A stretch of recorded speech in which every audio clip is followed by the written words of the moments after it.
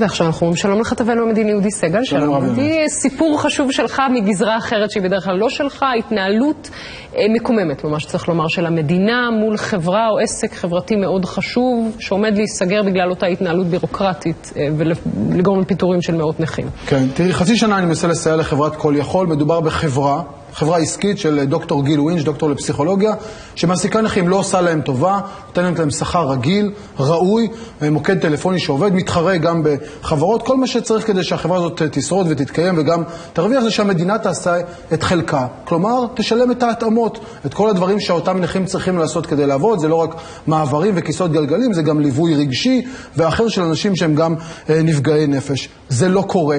זה נעשה לאט, זה נעשה מעט, וזה גורם לעובדה שהחברה הזאת עומדת בפני קריסה. הלכתי לכולם, לשר התמ"ת שלום שמחון, למנכ"ל שלו שרון קדמי, למנכ"ל משרד ראש הממשלה אראל לוקר, כולם הביטו בהבנה, הביעו אמפתיה, אבל לא הציגו פתרון.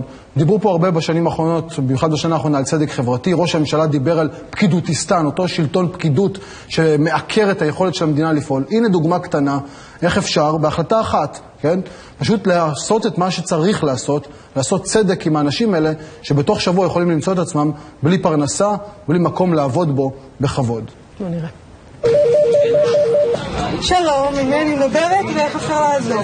5 שנים פועלת חברת כל יכול, מוקד טלפוני, חברה לכל דבר, חברה עסקית עם הכנסות נאות. רוב עובדיה נכים קשים שמסתכרים משכורת לכל דבר.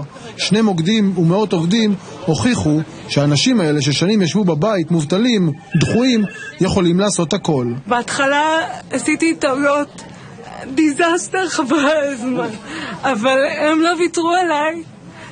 ובמקום אחר כבר היו מבטרים. אני נוהג לחלק את החיים שלי לשתי תקופות. לתקופה של לפני כל יכול, מה שנקרא תקופת המובטלות הכרונית אני קורא לזה, לבין התקופה של כל יכול.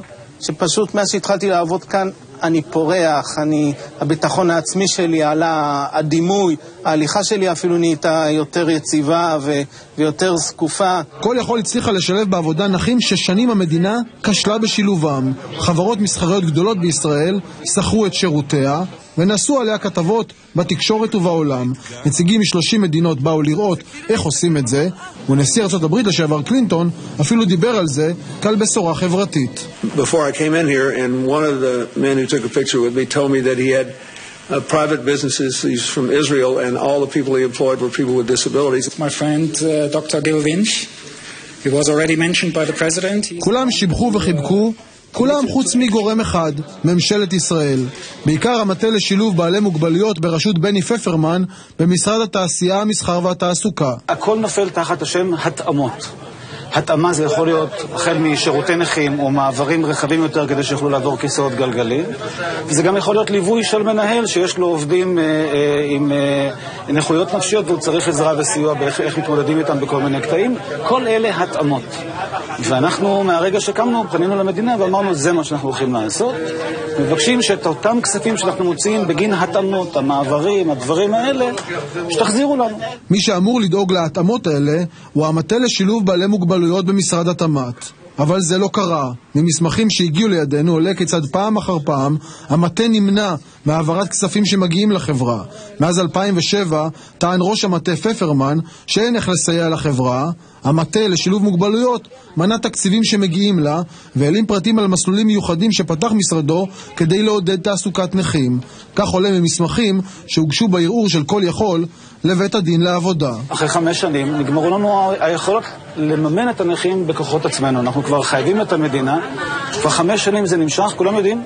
בהודעת דואר אלקטרונית שנשלחה בטעות על ידי עוזרו של ראש המטה לשילוב בעלי מוגבלויות נחשפה הרוח והגישה השלילית כלפי כל יכול. נמאס לי ממנה, תעני לה בזעם כמו שאת יודעת, עד 30 יום לאחר השלמת כל הפרטים, נראה שהם קרובים לפשיטת רגל, אם היא כל כך לוחצת. כך כותב מיכאל מורג. במשתמע מייחלים במטה לשילוב בעלי מוגבלויות לסגירת העסק שבאמת משלב אותם. שיא חדש לחוצפה בירוקרטית. אני חושב שזאת תהיה חוסר אחריות, זה יהיה כמעט פשע אם המדינה תאפשר למפעל הזה להיסגר ולהתמוטט. מה גם שזה מנוגד למדיניות המדינה, זה מנוגד להחלטות הממשלה, שדורשות ותובעות שילוב נכים בתעסוקה. אבל את ההנחיות לא ממלאים, אפילו את הנחיות השר לפתור את החברה מתשלום השתתפות עצמית על התאמות, המטה לשילוב לא מילא. פפרמן עשה את ההפך, הוא גבה מהם יותר כספים, העביר אותם בכך מרווח להפסד, ובכך מנע מהם קבלת כספים ממרכז ההשקעות של המשרד. הסכום מיליוני שקלים. את המימון עשו הבעלים בכוחות עצמם. במקום שיבואו ויגידו תודה למקום שמאפשר לאנשים עם מוגבלויות להתקדם ולמצוא עבודה לאורך זמן, הם שמים לנו מקלות בגלגלים, ואני לא יודעת למה. אם אתה תוכל להסביר לי, אני אשמח. שאלה טובה. זו תגובת משרד התמ"ת. מעולם לא היו התנכלויות אישיות. הנורמות שבהן מאשימים את מנהל המטה כדי לקבל סכומי כסף שאינם מגיעים על פי חוק לא יועילו, אלא אם ישונה החוק. המטה לשילוב אנשים עם מוגבלויות מעולם לא עיכב העברת כספים לחברה. צוות בראשות מנהל המטה המליץ עוד לפני החלטת השרים לבטל את ההשתתפות העצמית, והנושא נמצא בהכנה. ככלל, יש להדגיש כי בשנתיים וחצי האחרונות מדינת ישראל העבירה סכום של כ5.5 מיליון שקלים לכל יכול, כ4 מיליון שקלים מהם אישר משרד התמ"ת מתקציבו. לשון התגובה.